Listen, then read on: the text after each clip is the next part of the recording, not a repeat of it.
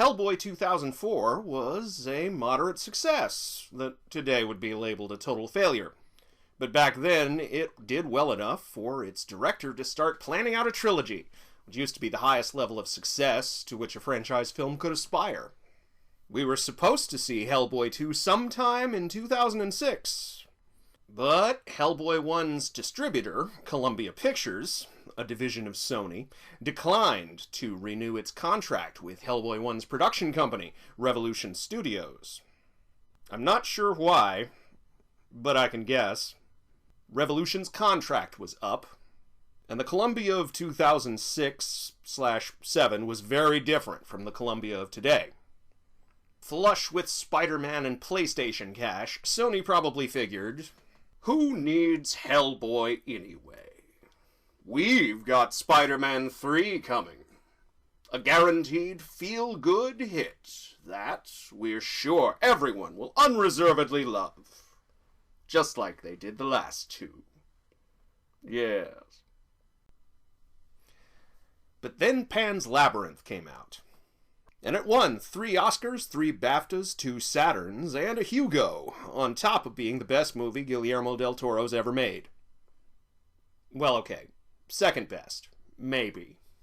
But I'll litigate that later when I'm not in the middle of a story. Pan's Labyrinth also made 4 times its budget back, letting every vampire squid in Hollywood know that, yes, this Del Toro guy really was ready for the big time. And so, Hellboy 2: The Golden Army is a universal picture, meaning it can use thematically appropriate clips from, for example, Bride of Frankenstein without getting in legal trouble.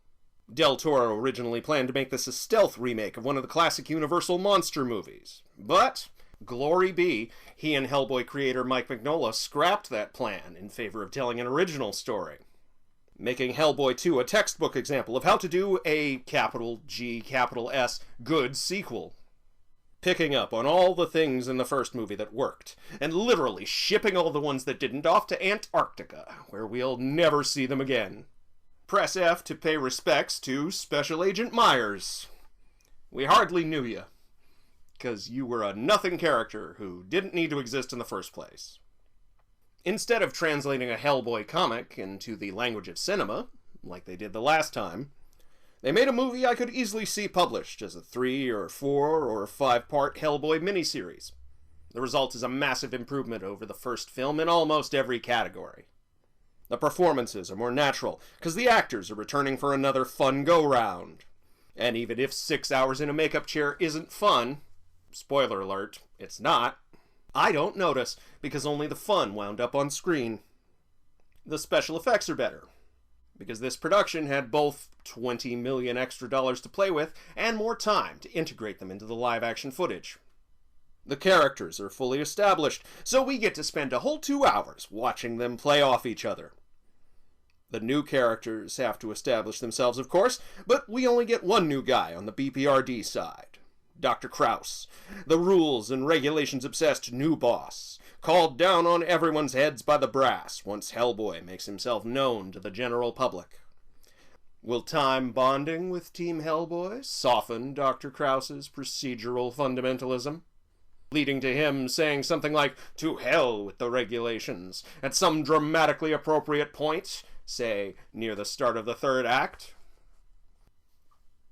Only people who've watched more than 2 other movies know for sure. The rest of the new characters pop up on the side of our antagonist. An antagonist who is the real mover and shaker of this story, in accordance with the serialized storytelling 101 format I digged Hellboy 1 over in its review. I got a comment on that review from longtimer Shadowman4710, saying, quote, "Oddly enough, I thought the second Hellboy film was better than the first." And that's not odd at all. Don't be alarmed. That indicates only that you are still sane. Feels funny to say that now, because back in 2008, I treated this movie as the Summers also ran. A tertiary consideration at best. We all did. We were fools, blinded by our collective love of the Batman. Our antagonist, Nuada, Prince of the Elves, calls us, as a species, proud, empty things. God damn it, he's so right it gives me the shivers. I don't even want to call him our villain, because he's pretty much right about everything, in a way modern comic book movie villains are not, no matter what their Twitter and Reddit troll armies might tell you. The humans have forgotten the gods and destroyed the earth, Nuada tells his father's court, and for what? Parking lots, shopping malls. They will never have enough. And if I had a sword, I'd swear it to this motherfucker, no questions asked. I'd become the Benedict Arnold of the elf-human wars, except I'd be on the right side of history. Elves have talked like this ever since Tolkien turned the child-snatching, corgi-riding woodland sprites he heard about as a kid into a civilization of immortal, occasionally militant animists, with various flavors of psychic powers. Tolkien's successors refined that formula down throughout the years, and Peter Jackson's movies introduced it to an audience that's either allergic to reading or too busy to organize a full Dungeons and Dragons party. As in Middle-earth, the elves here are essential to the origin story of the entire fucking world, which we finally see dramatized here, appropriately enough, as a bedtime story Professor Brutenholm tells to his son. Once upon a time, the king of the elves commissioned the goblin blacksmiths of Balmora to build him an indestructible army. 70 times 70 soldiers, because that actually does sound a lot better than just 4,900. The better to beat back the encroachments of a humankind that was already starting to get civilized, as we call it. The army worked out a little too well for the king's taste, so he called it off and negotiated a peace treaty. Man would keep to the cities, and the magical beings would own the forests. Prince Nuada saw the obvious flaw in this plan and went into exile rather than live with it. Now, thousands of years later, he's back, and he's had enough of humanity's bullshit. He will unleash the Golden Army once more, as soon as he gathers the pieces of the crown that controls them. The first piece is up for auction in Manhattan, because it's a literal golden oldie, and nobody remembers what the hell it does anymore. Because we humans live such comparatively short lives, we have a contempt for history that's as massive as, say, an elvish prince's superiority complex. And arguably even more dangerous. So Nuada unleashes a swarm of tooth fairies on the auction house, killing everyone inside, and drawing the BPRD away from their day-to-day drama. It's business as usual down under New Jersey. Hellboy and Liz are officially together now, but that just means they can both chafe at their between-mission confinement. Director Manning is still trying to keep Big Red under wraps, having resorted to bribery for all the good it does. And now that it's 2008, he has to worry about YouTube. God, I hate YouTube, he mutters to himself, and I find myself having negative sympathy. Yeah, you think you hate YouTube, Manning? Try working with it. And Abe is still Abe. The calm, cultured center of this universe, around which everyone else can revolve. So he obviously needs to have his status quo fucked up. And nothing upsets a dude's status quo like a manic pixie dream girl. Am I right, fellas? I probably shouldn't use such an overused and dismissive term, not even in jest. Even the critic who came up with it, Nathan Robert, eventually started decrying it in 2014, after 7 long years of seeing it decay into yet another interchangeable synonym for everything people don't like. A little bit like Mary Sue, or in name only. The Princess Nuala isn't all that manic anyway. If anything, she's traumatized by having just watched her brother kill their father. But Pixie is still a synonym for elf.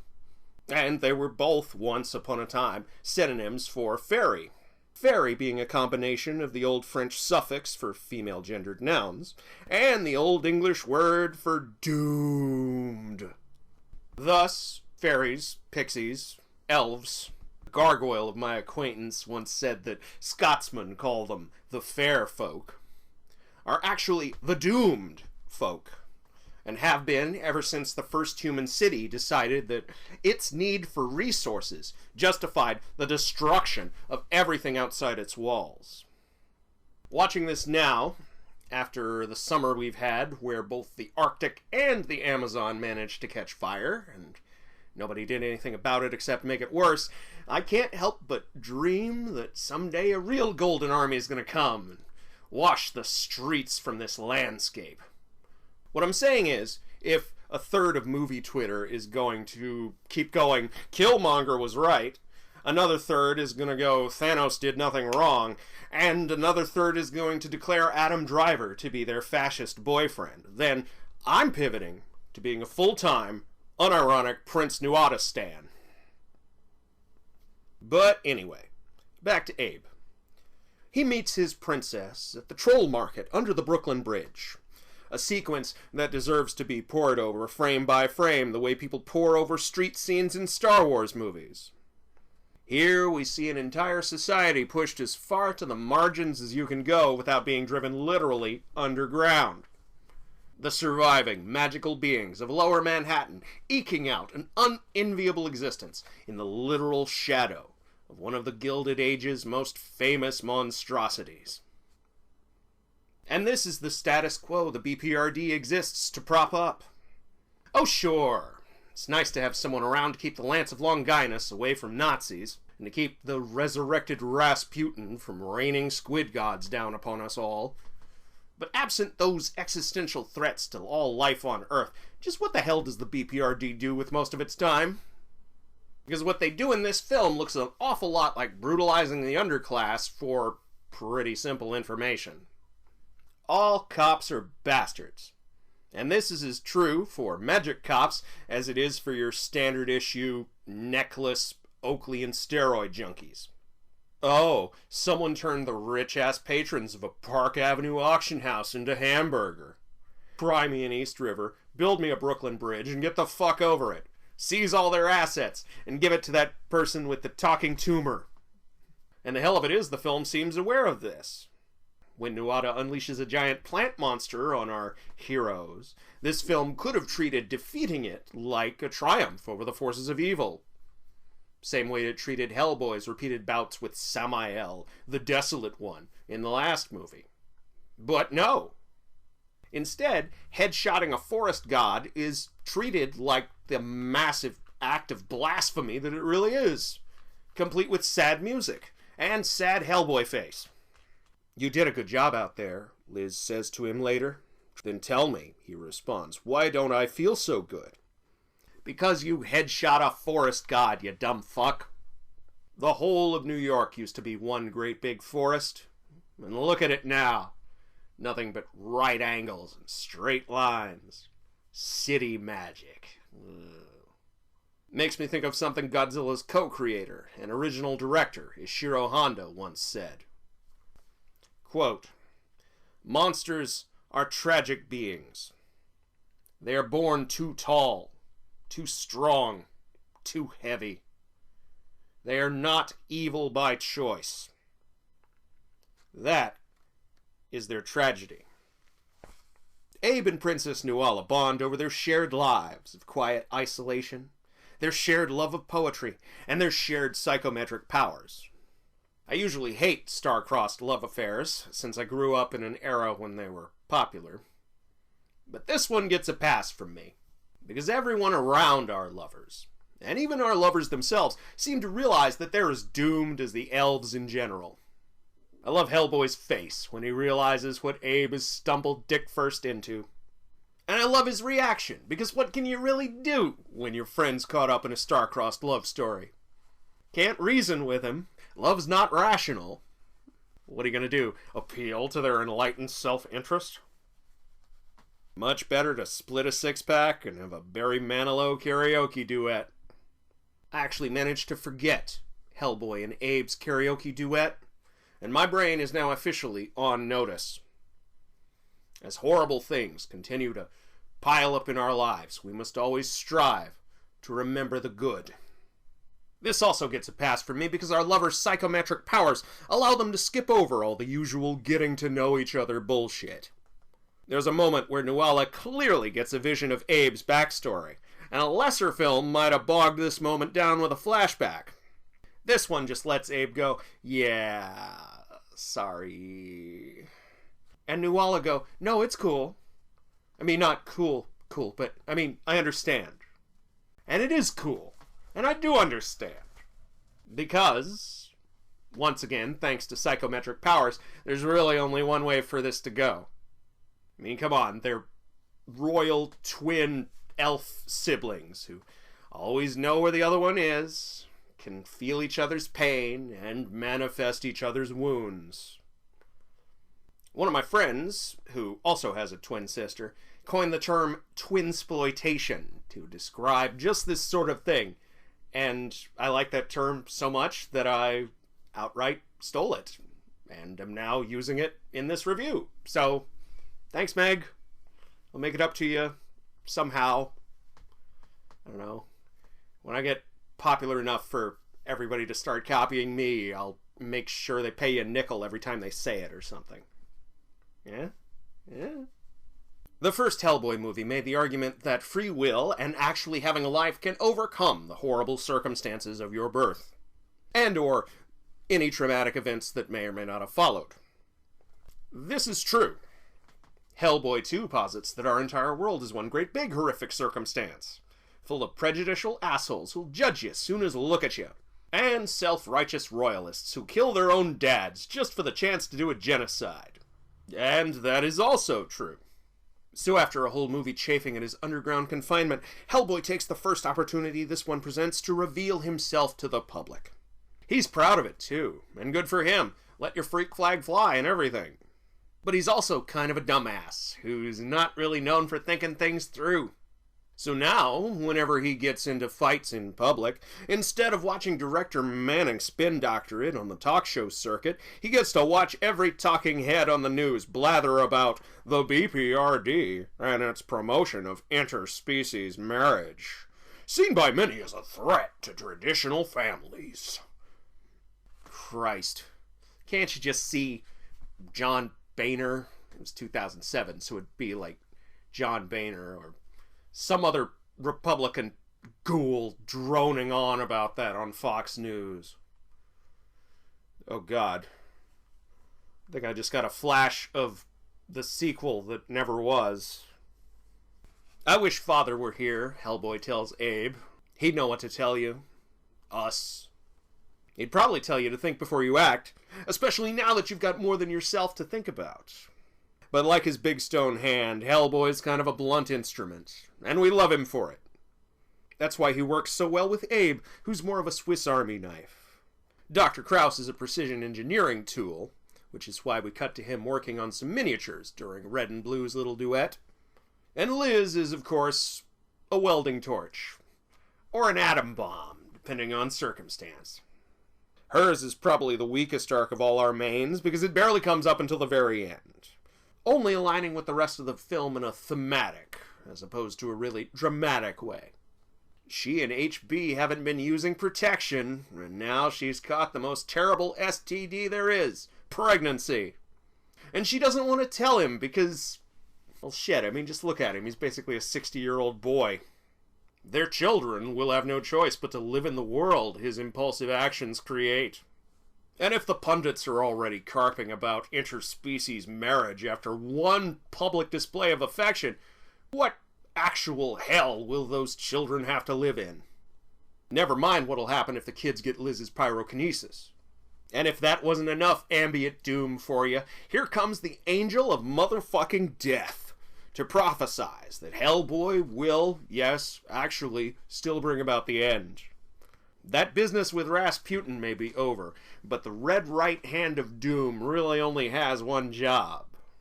And even if we haven't read enough comics to be sure, it's easy to surmise that there are forces out in the darkness that would love to see it do that one job, regardless of Hellboy's feelings or choices. So at the end, Liz gets a choice to short-circuit that apocalypse by letting her boy die. And really, that's no choice at all. Besides, there's a nice parallel where she gets to whisper something into his ear to bring him back from the dead, And that at least does something to mollify the schmaltziness of the first movie's ending. Plus, the Angel of Death was right, though only metatextually. This film really is the end. And the end of an entire era. After this, there would be no turning back. Trilogies, as a format, were already dying, and the power of cinematic universes was on the rise. Its victory was at hand, or at least Disney's victory was. And we were all so naive we actually thought good things would come of that. Even Del Toro had a bit of a personal apocalypse after this, as every project he signed on for the next 5 years seemed cursed to fall through. At the Mountains of Madness, the Hobbit trilogy, the various drafts of what would eventually become Shape of Water. Really though, Hellboy 2 just came out in the wrong year. And while it found a receptive audience in its time, it didn't find enough of us. It's not perfect, but it's good. And that was rare enough in 2008, and it's only gotten rarer since. If you want to see a movie that has all the things we comic book nerds say we want in a film, but never actually want, then see The Golden Army. Hell, see both Del Toro's movies. They're actually a pretty good 1-2 punch. It's just that we all know which one is the left hand and which one is the right hand. You know, it's funny. I started all of this with the intent to get to Neil Marshall's Hellboy. But now that we're here, I'd much prefer to end things on a high note. So, what do you say, bro? Make it my Halloween present? Your preferences are insignificant next to the power of the Force. So you're saying it's either shitty remake or Star Wars, yes, or the Avengers. Either way, we win, you lose. And as always, capitalism prevails. Happy Halloween, everybody. And thanks for watching, everyone. If you liked this video, hit the like button. If you liked it even more, hit the subscribe button. And if you really, really liked it, consider supporting the show on Patreon. There you can join the ranks of my personal Golden Army, Mr. Hootie Dean, Detective Steve, The After Movie Diner, and Stu G. Next time, well, you heard the man.